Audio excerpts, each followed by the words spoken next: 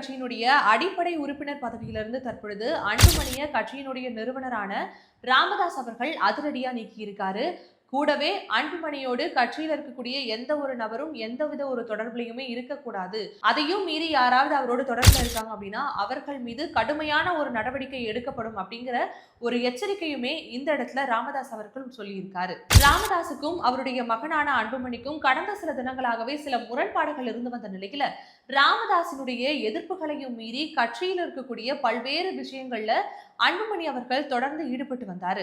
இந்த நிலையில தான் கடந்த மாதம் 19ஆம் தேதி பாமகவின் தரப்பிலிருந்து ஒரு பொதுக்குழு கூட்டமானது நடைபெற்றது. அந்த கூட்டத்துல கட்சியினுடைய விதிகளுக்கு புறம்பாக ஒழுங்கீன செயல்களில் ஈடுபட்டதா சொல்லி அன்புமணி மீது கிட்டத்தட்ட 16 குற்றச்சாட்டுகள் சுமத்தப்பட்டு அந்த ஒட்டுமொத்த குற்றச்சாட்டுகளுக்குமே இது குறித்த ஒரு விளக்கத்தை ஆகஸ்ட் 31ஆம் தேதிக்குள்ள கொடுக்கணும்னு சொல்லி ஒரு அறிக்கையுமே அவருக்கு அனுப்பப்பட்டது.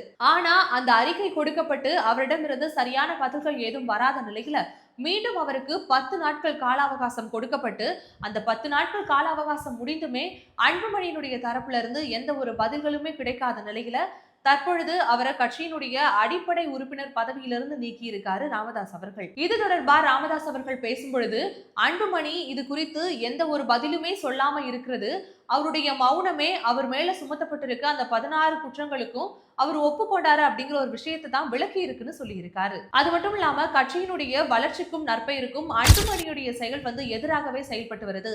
இந்த செயல்பாடுகள் எல்லாம் பார்க்கும் பொழுது அவர் ஒரு அரசியல்வாதியாகவே இருப்பதற்கு எந்த ஒரு தகுதியும் இல்லாதவராக இருக்கிறார் அப்படிங்கிற ஒரு விமர்சனத்தையுமே தன்னுடைய மகனான அன்புமணி மீது ராமதாஸ் அவர்கள் இந்த இடத்துல சுமத்தி இருக்காரு. தொடர்ந்து அன்புமணியுடைய செயல்பாடுகள் கட்சியை அழிக்கக்கூடிய ஒரு செயல்பாடுகளாக இருப்பதா நான் பாக்குறேன். அதனால தான் அன்புமணியை தற்பொழுது கட்சியினுடைய அடிப்படை உறுப்பினர் பதவியிலிருந்தும் செயல் தலைவர் பதவியிலிருந்தும் தற்பொழுது நீக்கி இருக்கிறதா சொல்லி இருக்காரு.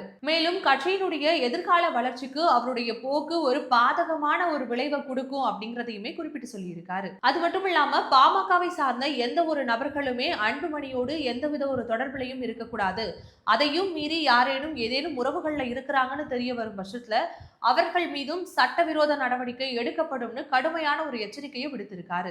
அன்புமணியோட 10 பேர் சேர்ந்துட்டு ஏதோ தனி கட்சி போல செயல்பட்டு வராங்க, அரசியல் நலனுக்காக வேணும்னா அவங்க கூட இருக்கக்கூடிய 10 பேரை மீண்டும் என்னுடைய கட்சியில சேர்த்துக்க நான் தயாரா இருக்கேன், ஆனா அன்புமணிக்கு பாமக இடம் கிடையாது, வேணும்னா அன்புமணி மட்டும் போயிட்டு ஒரு புதிய தனி கட்சியை உருவாக்கிட்டோம்னு சொல்லி இருக்காரு. கூடவே அன்புமணி அப்படி ஒரு தனி கட்சி ஆரம்பிச்சாருன்னா அந்த கட்சி ஓடாதுன்னு சொல்லி இருக்காரு. அது மட்டும் இல்லாம இனிமே அன்புமணி என்னுடைய பெயரை பயன்படுத்த கூடாதுன்னு, வேணும்னா என்னுடைய முதல் எழுத்தை மட்டும் பயன்படுத்திக்கலாம்னு சொல்லி இருக்காரு. இந்த பிரச்சனைகள் எல்லாம் ஒரு புறம் போய்கொண்டிருக்க அன்புமணியை கட்சியிலிருந்து நீக்கிறதுக்கு ராமதாஸுக்கு எந்த ஒரு அதிகாரமும் கிடையாதுன்னு கட்சியினுடைய செய்தி தொடர்பாளர் வழக்கறிஞரான பாலு அவர்கள் தற்பொழுது தெரிவிச்சிருக்காரு. பாமகவினுடைய விதிமுறைகளின்படி பொதுக்குழுவால தேர்ந்தெடுக்கப்பட்ட தலைவர்கள் மற்றும் நிர்வாகிகளுக்கு மட்டும்தான் கட்சியில் இருக்கக்கூடிய முக்கிய முடிவுகளை எடுப்பதற்கு உரிமைகள் இருக்கு.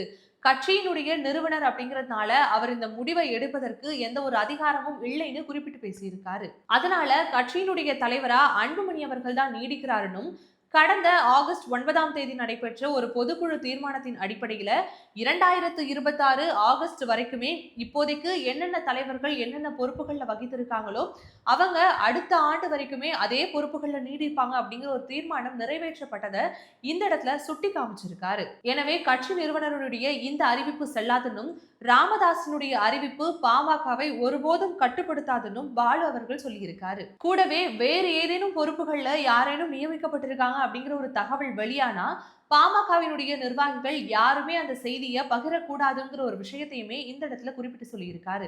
இந்த நிலையில தான் தன்னுடைய மூத்த மகளான ஸ்ரீ காந்திமதியை பாமகவினுடைய நிறுவனரான ராமதாஸ் அவர்கள் தொடர்ந்து கட்சியில முன்னிலைப்படுத்தி வராரு அப்படிங்கிற ஒரு விஷயமும் குறிப்பிட ஒரு தக்க விஷயமா பார்க்கப்பட்டு வருது. கடந்த ஜூலை 8ஆம் தேதி திண்டுவனத்துல நடந்த பாமகவினுடைய செயற்குழு கூட்டத்துல ஸ்ரீ காந்திமதி அவர்கள் மேடை ஏறி இருந்தாங்க. அது மட்டும் இல்லாம கடந்த 10ஆம் தேதி பூம்புகார்ல நடந்த மகளிர் மாநாட்டிலையுமே மேடையேறின ஸ்ரீ காந்திமதி அவர்கள் ஒரு உரையையுமே கொடுத்திருந்தாங்க. இப்படி தொடர்ந்து ஸ்ரீ காந்திமதி அவர்கள் கட்சியினுடைய செயல்பாடுகளில் ஈடுபட்டு வந்த நிலையில ஒருவேளை அவருக்கு செயல் தலைவர் பதவி வழங்கப்படலாம் அப்படிங்கிற மாதிரி கட்சியினுடைய வட்டாரங்கள்ல தொடர்ந்து பேசப்பட்டு வந்தது. இது ஒரு புறம் இருக்க அன்புமணி தன்னுடைய மனைவியான சௌமியாவை அரசியல் களத்துல இறக்கியதாலதான் பாமகவினுடைய நிறுவனரான ராமதாஸ் அவர்கள் தன்னுடைய மகளை பதிலுக்கு களத்துல இறக்கி இருக்காரு அப்படிங்கிற மாதிரியான பல்வேறு விஷயங்கள் இந்த நிகழ்வையொட்டி பேசப்பட்டு வருது.